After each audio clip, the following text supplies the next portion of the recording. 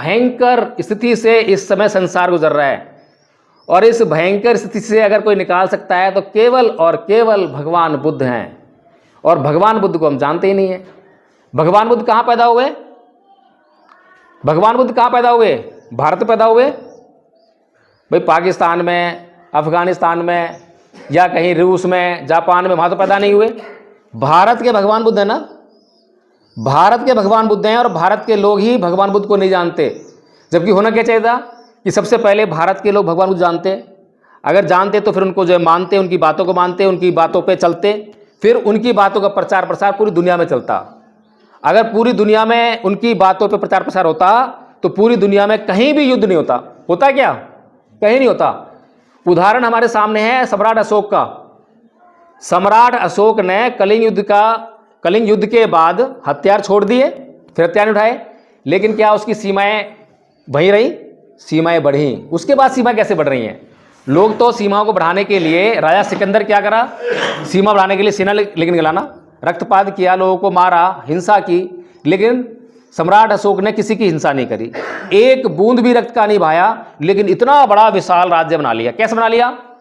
मेरा पड़ोसी भूखा है और मैं उसकी भूख पर जो है व्यथित नहीं हो रहा, दुखी नहीं हूं, मैं प्रसन्न हूं, अच्छा है भूखा है?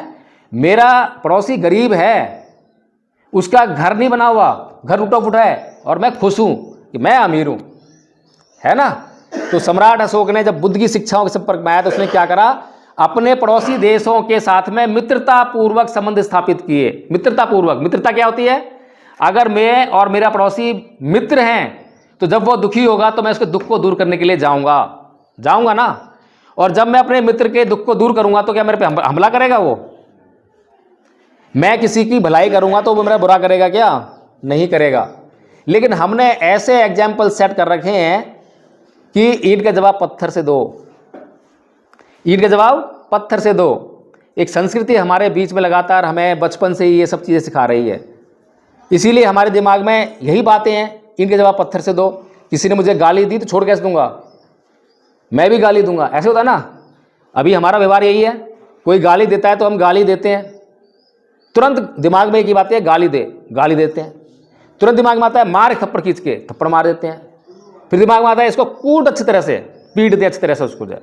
फिर कहीं गलती से क्या होता है कि हमारे सामने वाला जिसने हमें गाली दी है वो ताकतवर आदमी है, पहलवान आदमी है, और हम कमज़ोर हैं, तो हम गाली नहीं देते उसको। गाली जवाब में गाली देता है कोई?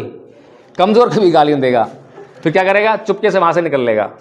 लेकिन मन तो अशांत हो गया ना गाली देने के बाद, जो है मन में शांति नहीं रहे, गाली दी मेरे को जो है। फिर वो फौज तैयार करता है कि छोड़ूंगा तो नहीं इसको, मैं अकेला नहीं मारता ना, 2-4 इकट्ठे करके मार के आऊँगा। अब बताओ इन बातों से भला हो रहा है किसी का? तो कहने का मतलब ये है, आप लोगों को अगर समझ में आ रही हो, परम पूज्य बाबा साहब डॉक्टर भीमराव अम्बेडकर को हम मानते हैं और उनके मार्ग पे अगर हमें चलना है तो हमें कम से कम बाबा साहेब छोड़ दो। बाबा साहेब ने अपने पूरे जीवन में अपने लिए कुछ नहीं करा, जो कुछ करा समाज के लिए करा। एक बार पंडित नेहरू जी जो हैं संसद से बाहर निकल रहे थे, तो बाबा साहेब को बोलते हैं कि अरे बाबा साहेब तुम किन लोगों के पीछे पड़े हो, ये लोग तुम्हें कुछ नहीं देंगे, ये लोग तुम्हें कुछ नहीं देंगे। और हुआ भी यही। बाबा साहेब मुंबई से पहला चुनाव लड़े, हार गए हैं? संविधान में वोट का अधिकार दे रहे हैं बाबा साहेब। बाबा साहेब ने दिया अधिकार वोट का, पता है सबको। जब गांधी जी से राय ली गई भाई वोट का अधिकार किसको मिलना चाहिए, तो गांधी जी बोलते हैं भाई जिसके पास प्रॉपर्टी हो, जमीन हो, उसको वोट का अधिकार मिलना चाहिए, या फिर जो ग्रेजुएट हो उसको वोट का अधिकार मिलना चाहिए, या फिर जो टैक्स देता हो उसको वोट का अधिकार मिलना चाहिए। गांधी जी एंड कंपनी जो है ये बात कह रही है। अब बताइए, अगर उनके आधार पर अगर वोट का अधिकार होता तो क्या आप लोगों को वोट का अधिकार मिलता? ना तो आपको जमीन, ना आपके पास टैक्स देने की, कोई टैक्स देते नहीं है, जमीन नहीं तो टैक्स कहाँ से दोगे, पैसे नहीं है तो, ना आप ग्रेजुएट, तो वोट का अधिकार हमें नहीं मिलता। तो वोट का अधिकार किसने दिया? बाबा साहेब ने। और जब चुनाव लड़ रहे हैं तो वही समाज उनको वोट नहीं दे रहा है? वही समाज वोट नहीं दे रहा ना। तो लेकिन बाबा साहेब से वो नेहरू जी क्या बोल रहे हैं? अरे बाबा साहेब तुम्हारा समाज तुम्हें कुछ नहीं देगा, तुम कांग्रेस ज्वाइन कर लो, हम तुम्हें उप प्रधानमंत्री बना देंगे, हम तुम्हें ये कर देंगे, हम तुम्हें वो कर देंगे। तो बाबा साहेब क्या बोलते हैं? चाहे मेरा समाज मुझे मार पीट कर इस लैंप पोस्ट पर लटका दे, मैं तब भी अपने ही समाज के लिए मरूंगा और जीऊंगा।